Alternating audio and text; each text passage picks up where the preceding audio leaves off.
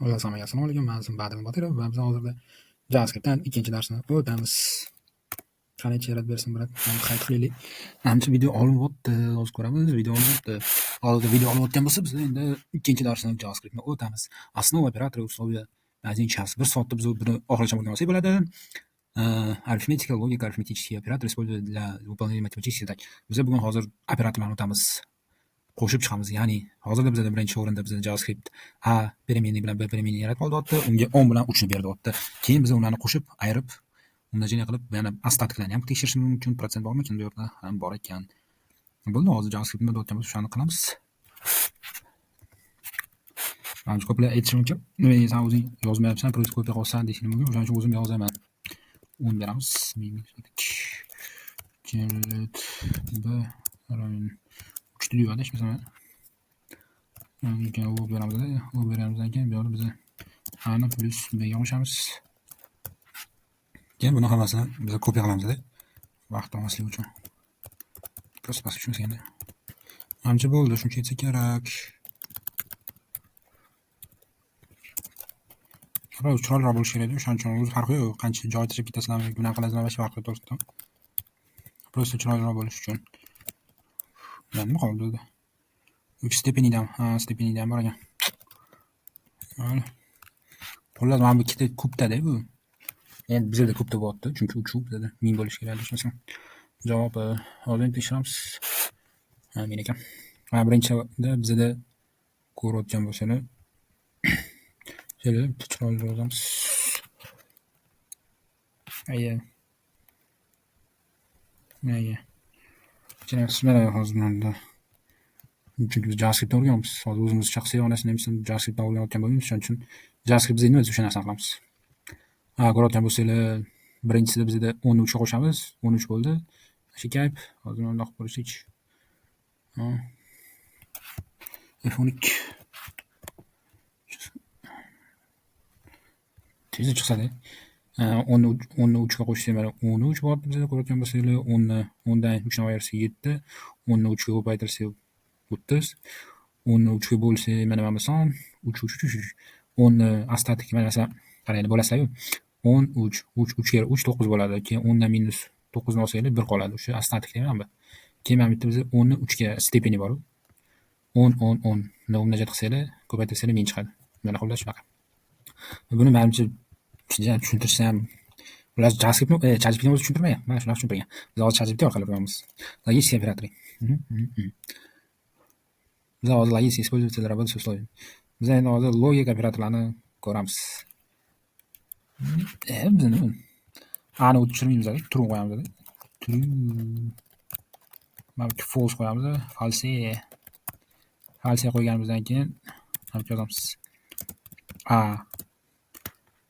va B da. Biz kompyuterman video yo'q.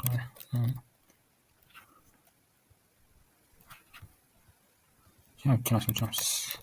Mana o'chirsa bo'ladi lekin. A x massimi deb tekshiramiz.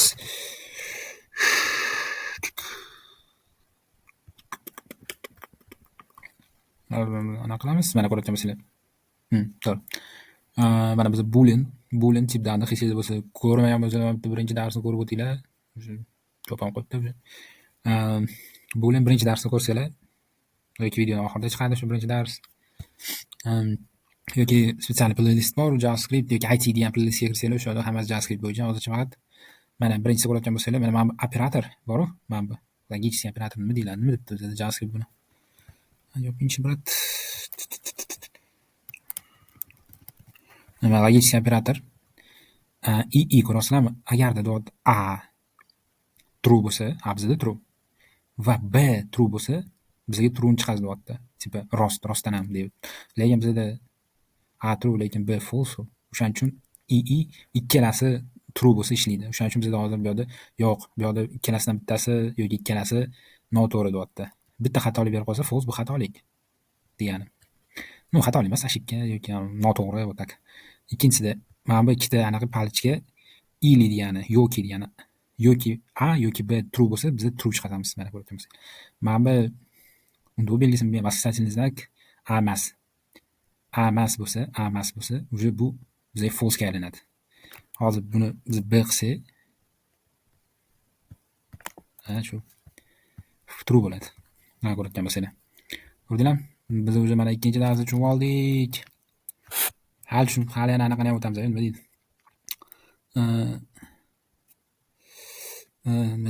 Funksiyalar o'tamiz, o'shanda vaqtingiz tushunib olasizlar lekin. Hozir biz endi operator sravneniyadan o'tamiz. Vaqtingiz olmasligi uchun, video katta bo'lib ketmasligi uchun mana bunday qilamiz. Hozir endi buni tekshiramiz. Ko'radigan bo'lsanglar, 5 teng 5 ga. Po sути, logika bo'yicha 5 son 5 anaqa tekshirayotgan bo'lsa, true chiqazyapti. Keyin mana bitta ham tekshiryapti, lekin bu yerda false chiqazyapti. Nimaga desanglar, bu mana bu ikkita anaqa faqatgina anaqani tekshiradi. Mana bu son matn ichida son shunaqa bo'lsa yoki mana bunday son bo'lsa, значение degan narsa bor. O'sha son mana bu tip данных tekshirmaydi. Qanaqa tipga anaqa bo'lishiga. O'shaning uchun bizga true chiqazyapti. Ikkinchisi bizda u tip данныхni ham tekshiradi. Chunki 5 bu string. Bu mana bu 5, mana bu 5. Bu number, mana bu 5, bu string. O'shaning uchun false. Chunki bizda ikkalasi bir-biriga to'g'ri kelmaydi. Bu yerda 10 tengmas 10 ga. Mana bu qarasa 10 tengmas 10 ga bu to'g'ri. Что 10 tengmas 10 ga. Chunki bizda mana bu qarasa 10 tengmas 10 ga. Lekin bu mana biz birinchi o'zimizning anaqamizga qarasak, 10 teng-ku 10 ga. Chunki bu tip данных tekshirmaydi-yu. O'shaning uchun bizga false beryapti.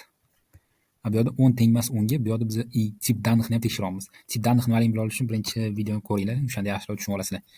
O'shaning uchun true chiqyapti. Chunki mana bu ikkita o'zi 3 ta ravno tip данныхni ham tekshiradi. Bu yerda 5 kichkina 10 dan bu true, 5 kichkina yoki 5 katta yoki teng 5 ga bu true. Mana o'shaning uchun ikkalasi true chiqazyapti. Shuni hammasini yozib o'tinglar lekin bor. Ты еще подросток. Hozir endi biz if else o'tamiz, ternarный operator. Bo'ldi, hozir endi biz if else o'tamiz. Ya'ni bu логические условия.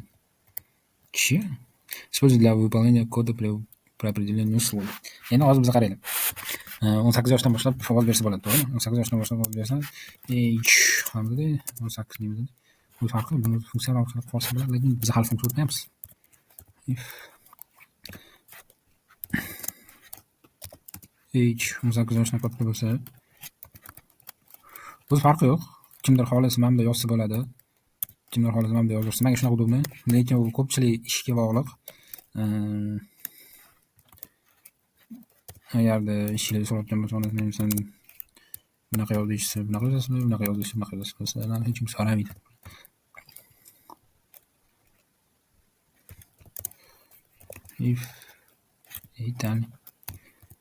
If kimyoda age 18 tushunmadim.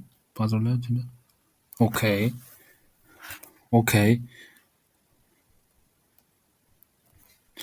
Balin. Bitta jinacha narsada, ma'lum nima qilamiz? Just ChatGPT orqali o'rganib bir xil narsani qilganmi? Mana 18 yoshdan katta bo'lsa, bu yerda biz your first time for voting deymiz. Your first time to me for voting. Voting o'ziga yaraydi, bilmayman, shunaqa so'z bordir. Else deymiz, bitta anaqa berib qo'yamiz. Look. Your child qo'yamiz. Child. Ты уже взрослый? В каком смысле ты уже взрослый? Ты еще подросток, ты еще взрослый. А если он, младше будет? Mana ko'rasizlar, biz birinchida mana dedik. Xullas bizga tekshiryapti mana bu yerda. If agarda age 18 yoshdan tushmadi. To'xtang hozir. Men o'zim nodon qo'ygan o'xshayman. Men yozishni aytdim nodon. ChatGPT, your подросток. To'g'ri qilamiz ChatGPT orqali. Tushundim. Nima demoqchiligini ChatGPT. You're adult. Qayeramiz? Rosa miya ishlatmayman, to'g'risini aytganda. ChatGPT nima deyapti bo'lsa o'sha narsani qilaman. Nima deyapti? Mana age agarda kichkina bo'lsa 18 yoshdan can't void.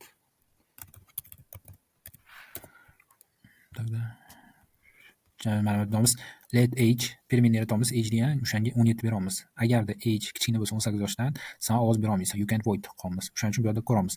Bu yerda tasavvur qilinglar, bu yerda age emas, bu yerda 17 yozilgan. Keyin 17 kichkina 18dan bu to'g'ri. O'shaning uchun bizda birinchi anaqa chiqadi. Argumentimizni birinchi o'sha bergan zadachamiz chiqadi. Lekin biz hozir mana bitta 18 bersak, biz keyin yozamiz mana bitta. O'sha birinchi anaqamiz o'xshamaydi, chunki 18 dan kichkina emas, o'sha birinchisi o'xshamaydi. Keyin ikkinchisi davomimiz bo'lmasa agar 18 teng bo'lsa 18 ga, bu o'sha 18 teng 18 ga. Mana buni chiqazmoqmiz. Bu yerda deyapti your first time for voting. Sen birinchi martalab ovoz berarsan. Mana o'zingizga bo'layotgan bo'lsa, mana chiqadi. Keyin agar o'sha 18 yoshdan katta bo'lsa, 89 yosh bo'lsa, sen o'sha katta kishisan deymiz. Ovoz berishga ham bilgan. Zo'r joylayotganmiz. Shuning uchun qiziqarli bo'ladi. JavaScriptdan ko'ramiz. Access, dostуп разрешен, доступ запрещен. Hozir mana shu qalamamiz. Ternarный operator, operation variant else. Hozir ternarный operator ko'ramiz edi.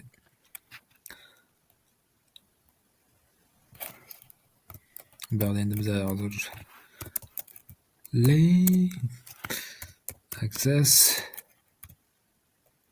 this chiqdi. Bu yerda o'zi biz argumentlar beramiz. Bittan uchun. 18. Ma'lum, 18 hamma joyda dunyoda 18 yoshdan bo'lgani uchun o'shaning uchun 18 qilamiz, shuni olamiz. Zo'r bor. You have access deymiz. You have access or else. You don't have access, man. Don't you have? Don't have access.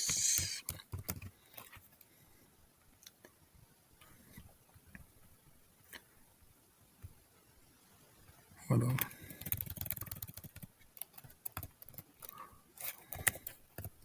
Hello, access.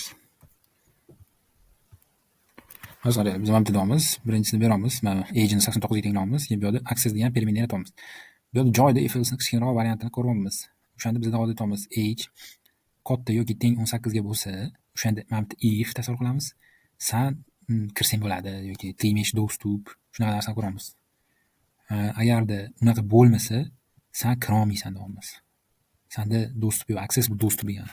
Mana 6 yoshda qo'yaylik. Mana ko'rasizlarmi, sen kira olmaysan deymiz. Qo'ysa chiroyli bo'ladi. Qo'ysa zo'r bo'ldi lekin. Qo'ysa mana qo'ysa. Bilaman, men shu narsa o'rganib qolgan ekan bor.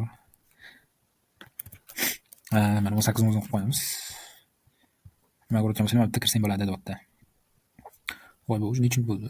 Ko'p bo'lmiz lekin 20 minut. Voy bu o'zim uchrayotganimizda ko'pmi?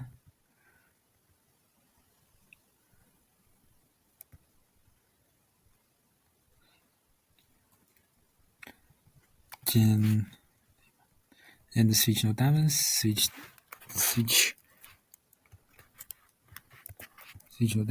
olib qo'yamiz. Yozib o'tirmadim. Chunki mana o'zingizlar ko'rayotgan bo'lsangiz, let day beramiz, permanent yaratamiz, day degan panelni qo'yamiz. Ismini switch qo'yamiz, keyin day qo'yamiz. Keyin case ga panelni beramiz, keyin agarda day panelga teng bo'lsa deymiz. O'shanda bizda сегодняшний день, bugun qiyin kun bo'ladi. degan yozib chiqarsan, keyin break tugatamiz, to'xtatamiz. Bo'ldi, pastga tushib boshqani tekshiramiz. Keyin agarda kelib break bermasa nima bo'ladi? Adashib mana ko'ringlar, break bermasa nima bo'ladi? Keyingisini ham chiqardi. Shuning uchun break beringlar. Chunki default chiqadi, adashmasam. Defaultni chiqardi. Skoro xatning chiqardi. Yo, tushunarli. Chunki skoro xatningda break bor. Mana agarda bu bizga teng bo'lsa, пятницаga